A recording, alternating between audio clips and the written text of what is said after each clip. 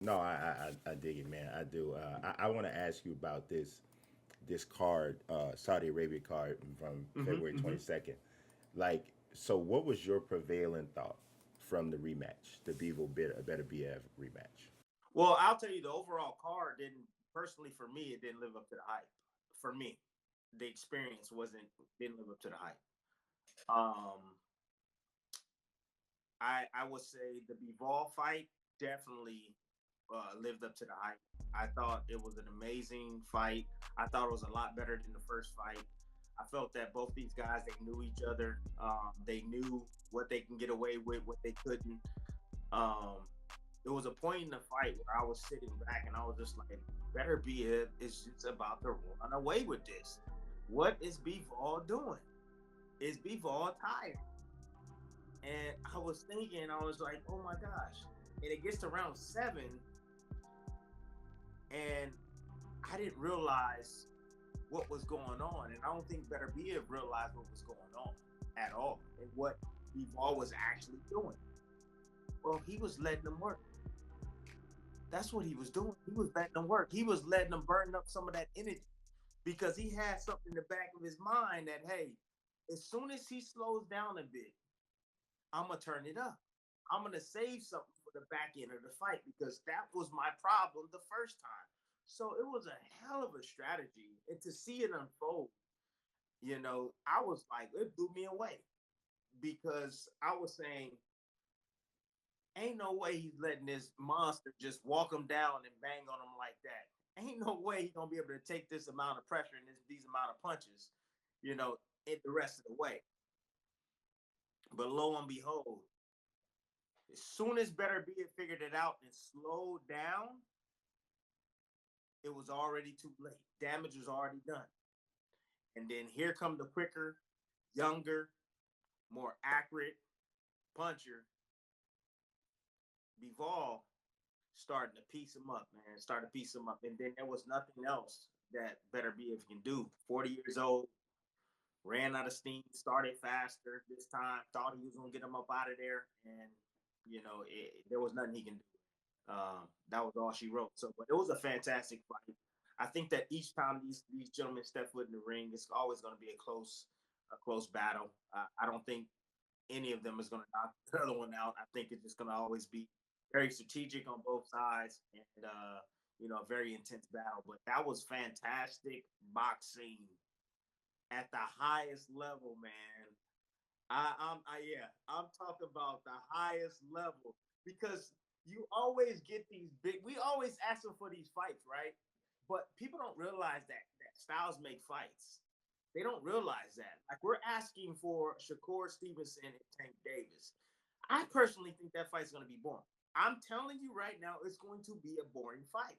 However, when you get a guy that's a puncher and he likes to hunt guys down and put pressure, well, guess what his uh kryptonite is? It's a superior boxer puncher, and that's a Bivol. And for Bivol, guess what Better Biev's kryptonite is? It's the boxer puncher. It's the opposite, right? So that's when you have compelling matchups, is when you have that pressure guy versus that boxer. And that pressure guy is coming forward and taking it to him, man. And so the first time around, it was a good fight. This time around, it was a great fight. And I want to see it again. You I know, want to see it. I can't say I don't want to see it again, but I'm gonna tell you, and this is just what I like. So, I, in just observing this stuff over the past 40 years, right, and covering the sport for the last 17, I feel like when these trilogies happen, the deeper into the trilogy, the bigger the gap becomes between the younger fighter and the older fighter. Mm, mm, And because every one of these wars takes a mm-hmm. little bit of a notch off of what the older fighter has. And I feel like, honestly, even listening to Beterbiev in the post fight interview, he was asked, I think Chris Mannix asked him, do you want to have the trilogy fight? He said, I didn't want to do the second one, but I have no choice. Mm, That right there made me go, oh boy. That So what sound did he like an mean? eighth round TKO in the third round to me, where you just go to a knee and just decide you don't want to do it no more. So what did he mean by that? So, and sometimes, obviously, He, when we're talking about the fighters that are not from the United States, you have to kind of take what they say into like with a grain of salt because he's speaking his second language or his third language in some situations. So the way mm-hmm. it came out might not have been the way he meant it, but for me, his body language matched Yeah. what I thought I heard, Mm-hmm. and he is a monster, Yes, he is. but he's 40, Mm-hmm. and Dimitri Bivol is a dog, and Yeah. he's not used to losing. He's never lost. He's never lost. And so at 40, and you've been cashing these turkey a la sheep checks, are you still hungry enough to come back and fight the toughest dude you ever fought for a third time? Right. Well, I'll tell you after for suffering your first loss, it doesn't really sink in until a few days after. And it's not right then. Like you almost in shock and you really don't believe it at the time when you do first lose. Because it was hard for me. I'm not gonna lie, it was hard. But I really didn't realize it till a few days later, and I was saying, "Damn, I lost! Like, I can't believe I lost! Damn, oh, bro." But it was like 3 days later, and I had a meltdown. I was just like, I just can't believe I lost.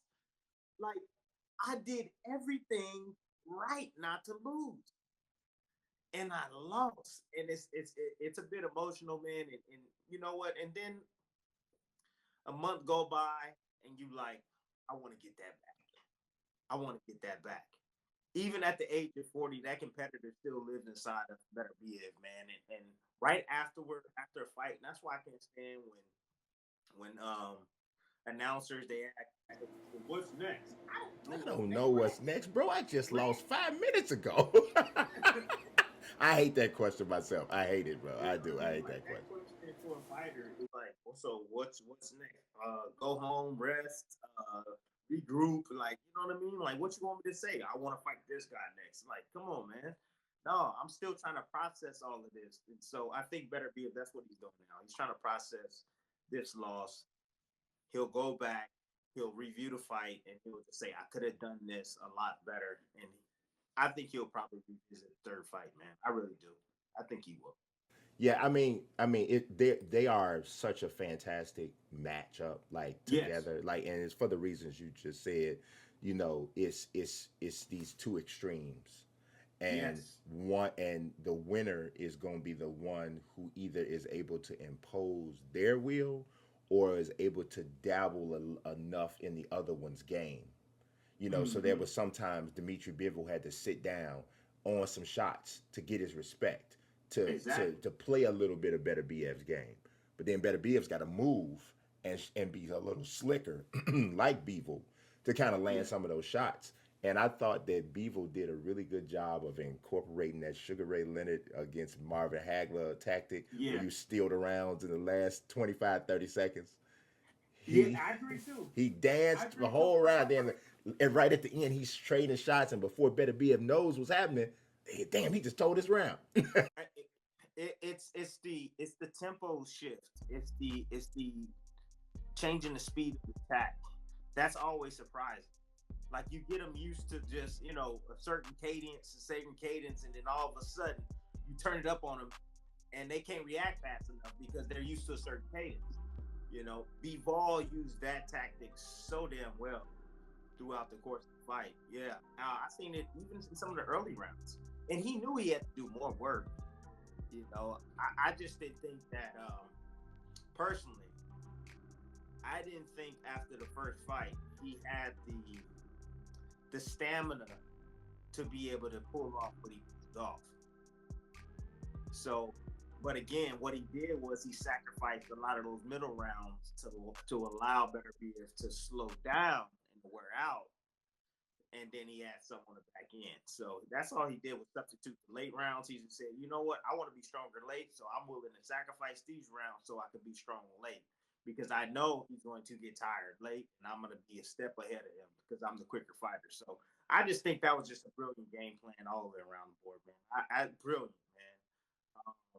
And it was outstanding to watch because I'm telling you, man, at 7, I was just like, it's over. It's over. He, He gonna get stopped. Yes, he gonna get stopped. I swear, I said he gonna get stopped. I said he's gonna get stopped. It was like a blue version without sitting on the ropes of the rope a dope, in my opinion. And some people can say rope a dope was the most stupidest thing that Ali ever done or created, and this and that. But Ali at that time felt that was the only way that he was able to get to George Foreman. Because you start running around the ring with George Foreman, he gonna catch up with you. You can't run around the ring all night, like you said. You've all had to stand and he had to fight, and it kind of reminded me of that because Ali was just like absorbing shots, keeping his hands up, talking to him, mentally breaking him down, let him wear himself out. And then all of a sudden, bing, bing, he catches him with a 1-2 combination, boom, boom, boom. And now he's all over the place. He's stumbling around the ring, and then it's over. So, but it was one of those moments like that, man. That strategy was fantastic. Whether you think Ali's strategy against Foreman was fantastic, like I do, but I think it's right up there with that. Right up there with that, in my opinion. Yeah, I would agree. I feel like it was definitely a modernized version of the same approach. Same approach, a little different, but same approach, man. Same thought process. Yep. Let him wear that. Yep. Let him wear himself down, and even though Ali was actually the older fighter, but it was still, still very similar. So Exactly. I want to ask you also about that card because obviously it was like 48 fights, but Like we was on, man, I was watching boxing for 10 hours. man, and then because I cover boxing and MMA, so I went straight from that in the UFC Seattle. I ain't seen so many people get punched in the face in one day in my life. It was crazy. But aside from Bivol, who do you think was the biggest star of the Riyadh card? Because I want to get back to what you said about the card being underwhelming because I actually agree with that. I don't know if we agree for the same reasons, but I think so too. But aside from Bivol, who do you think was the biggest star of the card? The biggest star of the card. Hmm. I would have to say it wasn't Ortiz Madrimov. I thought that fight was terrible. It didn't heat up until the end. Um, Shakur fight was expected. I thought Shakur looked extremely sharp, but that was to be expected. Um, that Cabiel fight, that was. I thought I thought it was either Cabiel for me or Parker. Parker was to be somewhat expected because I didn't expect a 330-pound Bacoli to come in when he has a fight in May, and I thought he would have been training. I didn't expect that version of Bacoli, but Parker. I would say Parker probably stole the show for me. I thought he was a breakout. I think that Parker stamped and said, I want a world championship opportunity. Once again, I have earned it. I've done everything I was supposed to do. Fought the best guy, beat the boogeyman in the division, knocked him out. I'm ready for Usyk. Yeah, yeah. I would have to agree that it was definitely the heavyweights, and I think you could say either Caballero or Parker. I thought Caballero probably jumped the most spaces up the Yeah. ladder because I think a lot of people just didn't take him very seriously at all. I don't like when you hear people like talk about him. That's great. We hear people talk about him like they don't talk about they before he just stopped Big Bang. You didn't hear like people talk about him like I felt like seriously like one of those like this guy should get a No, title shot. You know, but he looked really good. Cavill can fight, Yeah. and I got a chance. I think the first time he came on the scene, who did he beat? He beat Uh, the Canadian heavyweight. yeah. Oh my God, I'm trying to remember Yeah, his I know. name. I know you know who I'm talking about. Yeah, I I know you're forget his talking name. I about. don't know why I forget his name. Let me research Yeah, I'm his looking name. him up now because I can't remember his name. Yeah, Um, he beat Makhmudov. Makhmudov. Yes, yes, yes. He, That's the humongous guy that has like the ticks, right? yes, yes. So when he beat Makhmudov, excuse me, I was like, oh, this guy's for real. Because I see, because for me, I see tactics and I see technique and I see strategy and I see his mind. He's sharp mentally, and I'm like, this guy is gonna be something else. And I remember not yet last year I had him on my list of a dark horse list that he's going to be one of the guys to capture a world championship once all these other guys kind of fade out. But yeah, he's serious man, and I picked him to win the fight. And he's young for a heavyweight. He's only 32. You know, Okay. so for a heavyweight, that's he got 7, 8 more years. You know what I mean? Yeah. Like so yeah, I definitely thought he looked great. Just handling the size and I did not. Speaking of good shape, I didn't think that Big Bang was in good shape at all. I didn't think he was ready. I thought he was looked like he was ready to try to walk through Caballel in 3 rounds, and if that didn't work, we in trouble. Yeah. See, so like what I saw was completely different than what the commentators were seeing. So like in the first round, when you saw Cabiel running, like moving around the ring, that was a fill out round. And I was saying to myself, bro, you cannot do that for 12 rounds. You need to stop running.